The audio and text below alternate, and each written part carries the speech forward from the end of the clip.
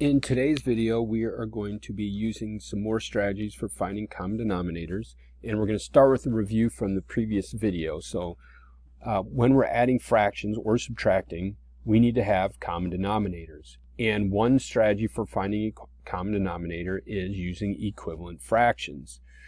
So if we started and found equivalent fractions for 1/6, 1/6 times 2 over 2 is 2/12. And 1/6 times 3 over 3 is 3/18. And 1/6 times 4 over 4 would be 4/24. Okay. Now, if we go to 3/4, 3/4 times 2 over 2 would be the same as 6/8.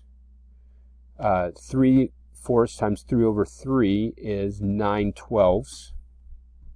And 3/4 times 4 over 4 will be the same as 12/16. So if we look at our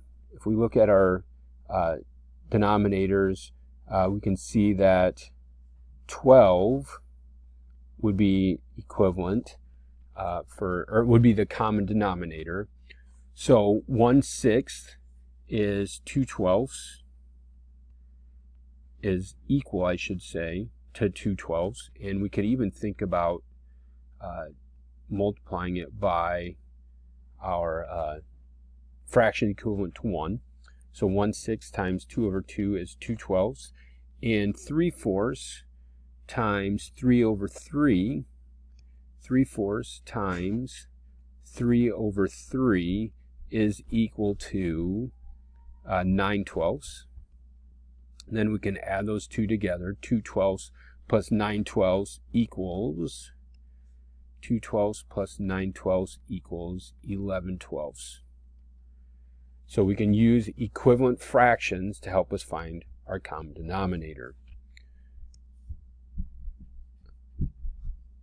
Now, we're going to find the same answer for using a variety of strategies, but let's move on to least common denominator. And for least common denominator, we're going to start with our and in fact, I should change this.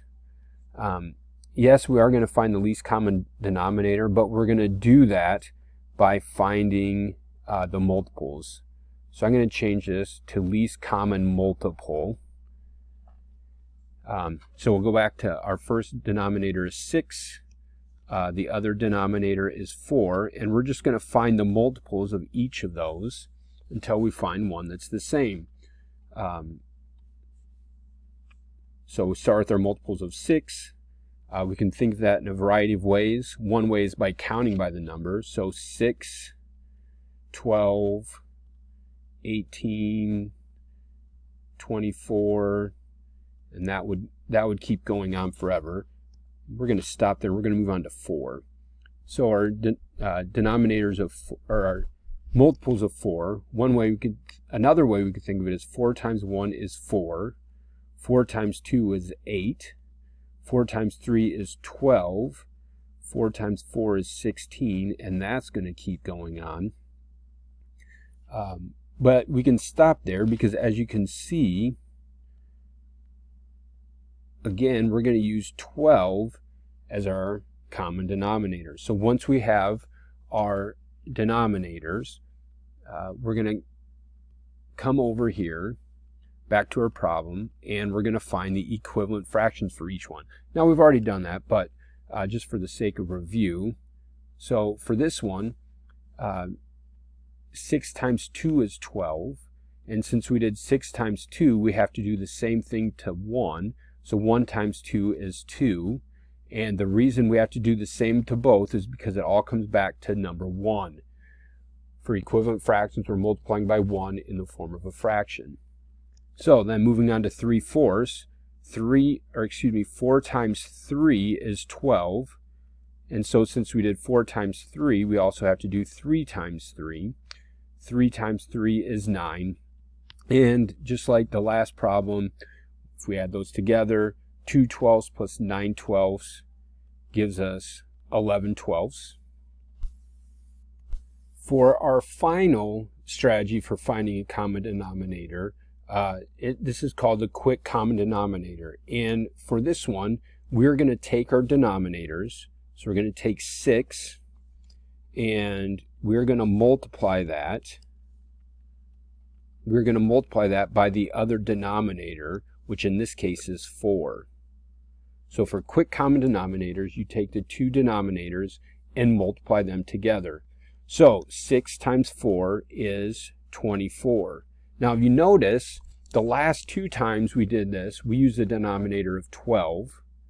This time it's a little bit bigger. Okay, it's 24. We can still get the correct answer. It's just going to be an equivalent fraction. Okay, so not 4, 24.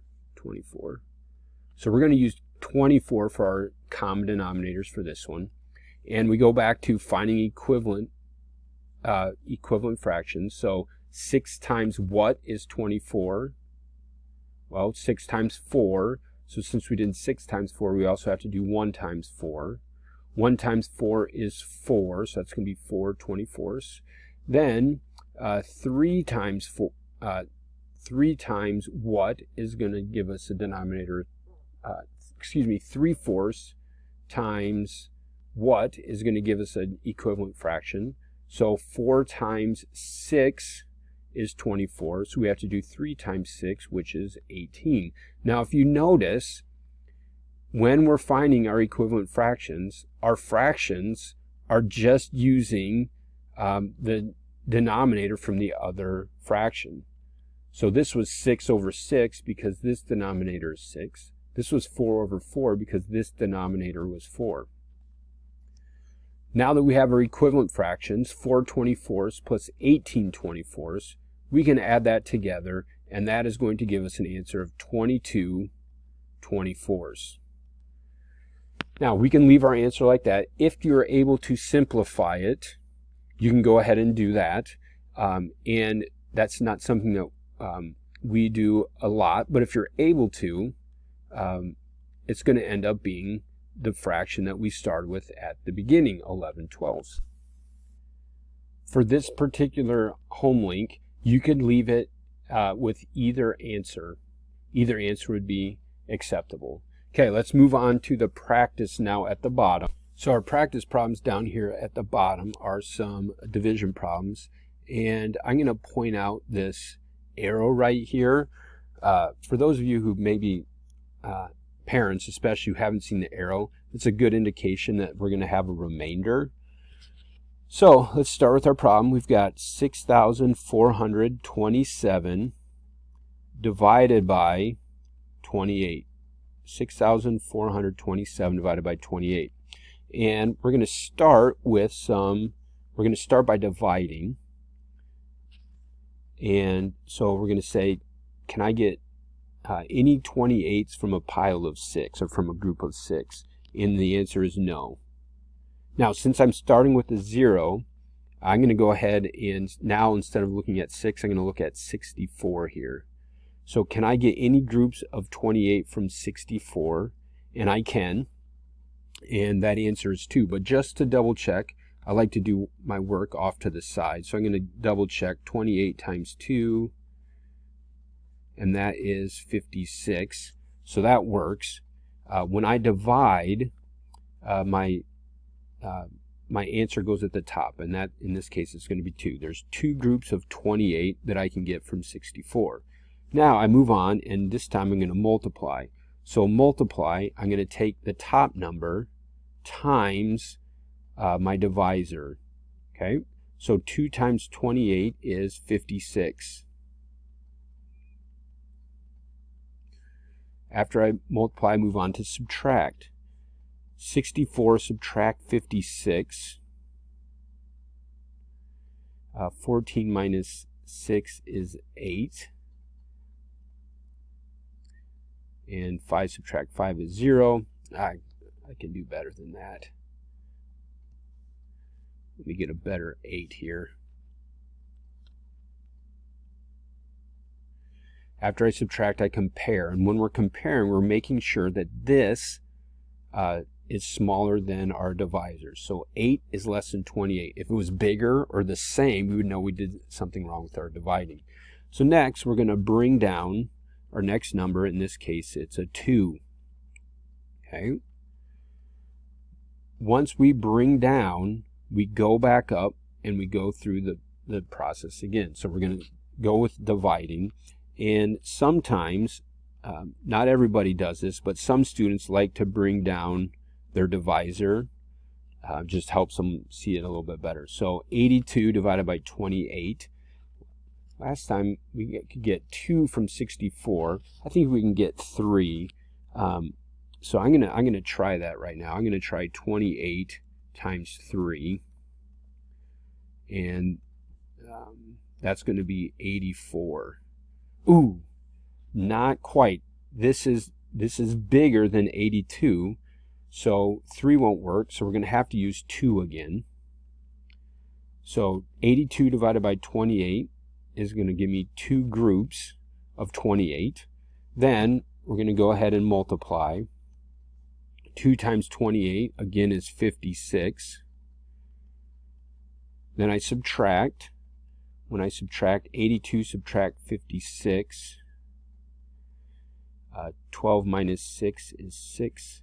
7 subtract 5 is 2. That gives me 26. So my next step is to compare. 26 is less than 28. So now I have to bring down, in this case it's going to be my last number. And now I have 267 divided by 28. 267 divided by 28. Now when I get into big numbers like this, I like to round these numbers. So for this particular one, I'm now going to think of 28 as 30. And I'm going to pay particular close attention to this 3. So can I get a group of 3 from 2? Okay, does 3 go into 2? It doesn't. Will 3 go into 26? It will, and it will do that 4 times. So off to the side, I'm going to try 28 times 4. I'm going to try not 28 times 4. I'm going to try 28 times 8.